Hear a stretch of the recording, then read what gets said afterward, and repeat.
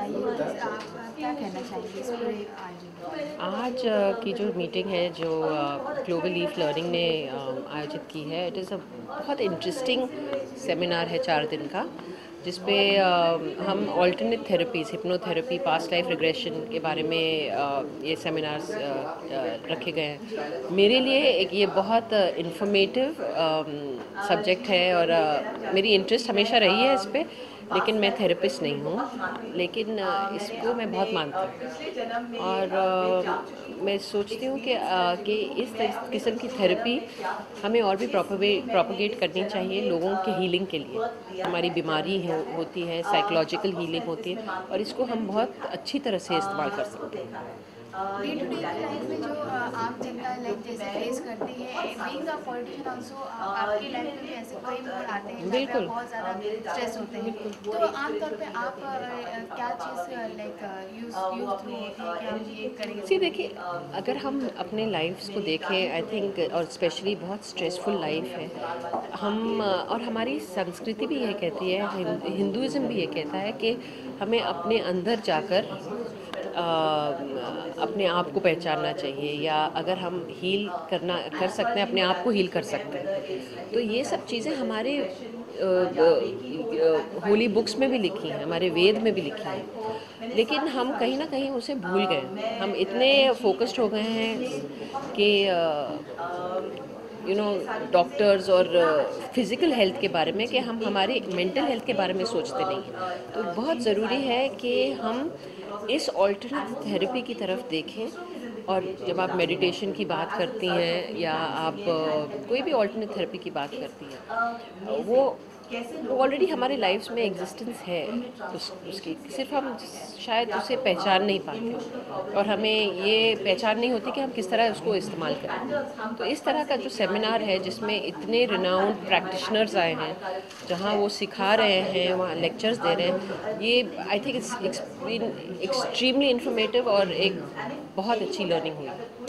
Ma'am अगर हम इस थेरेपी के बारे में बात करें कि आज जो सेमिनार पूरा अटेंड हो रहा है तो ये कितना लोगों के लिए लाभदायक होगा उसके बारे में कुछ बताइए। ये हर तरह के इश्यूज़ को लेके लाभदायक होगा।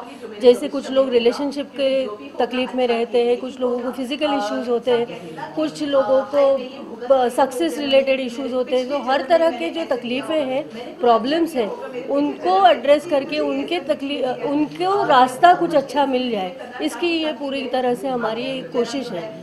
आज लाइक पूजा बेदी जी पूजा दत्त जी आए हैं उसके बारे में क्या कहना चाहेंगे? आज उनको ही एज अ गेस्ट एक मोटिवेशनल के तौर पे हम लेना चाहेंगे या फिर क्या कहना चाहेंगे इसके बारे में? पूजा ने हमारे साथ ये पूरे कोर्सेज सीखे हैं। गए 3 साल से पूजा खुद थेरेपिस्ट है, पूरा विश्वास है उनका। और प्रिया जी को मैं बहुत उनके पर्सनालिटी से, उनकी जो समाज के लिए वो करती रहती हूँ, उससे बहुत मैं खुद प्रेरित रहती हूँ। तो मैं उस वजह से मैं उनको मिलने गई, और जब मैंने उनको बोला कि आप मेरा जो इवेंट है उसको इनॉग्रेट करोगे क्या, तो उन्होंने इतना इंटरेस्ट दिखाया, उन्हें बहुत अच्छा लगा। और उन्होंने बोला कि मैं अगर ये 4 दिन आऊँगी तो कैसा रहेगा। तो हमारे लिए वो सोने पे सुहागा है। हमारे लिए इससे बड़ी अचीवमेंट ही नहीं है कि एक इंसान को हम एक बड़े ऊपर के पेडेस्टल पे देखते हैं और हम सोचते हैं कि हमारे लिए 2 मिनट के लिए आ जाए, आधा घंटा आ जाए, वो व्यक्ति हमारे लिए इतना समय निकाल रही है, मेरे लिए बहुत बड़ी अचीवमेंट है। मैम हम लाइक थेरेपी के बारे में बात करें तो थेरेपी के रूप में कई सारी चीज़ें आती हैं जैसे योग भी आता है जी, जी, मेडिकेशन के अलावा भी। जी। तो उसके बारे में आप क्या कहेंगे कि मतलब क्या योग या मेडिकल थेरेपी जो हम डॉक्टर्स के थ्रू लेते हैं इस दोनों में से क्या चीज़? आई थिंक एक बैलेंस, मैं नहीं कहती हूँ कि डॉक्टर के पास बिल्कुल जाइए नहीं। जब हमारे पास एक बहुत फिजिकल तकलीफ होती है तो मेडिसिन लेना ज़रूरी है, ताकि वो हमारा जो दर्द है, पेन है, उसको हील किया जाए। लेकिन उसको अगर हम योग के साथ कंबाइन करें तो जो थेरेपी है या जो इलाज है, सिर्फ फिजिकल इलाज नहीं रहेगा। वो इलाज इतना अंदर तक का इलाज होगा, तो आपको पता चले कि इसकी रीज़न क्या है। तो ये बहुत इम्पोर्टेंट है करना।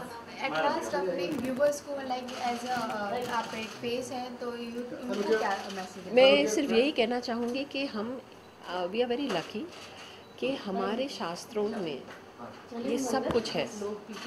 और वेस्टर्न कंट्रीज़ इसको बहुत मानते हैं, लेकिन हम में कहीं कमी है जो हम नहीं मानते, या हम उसको जैसे सोचते हैं कि नहीं अपनी चीज़ है, तो जैसे घर की मुर्गी दाल बराबर हो जाती है।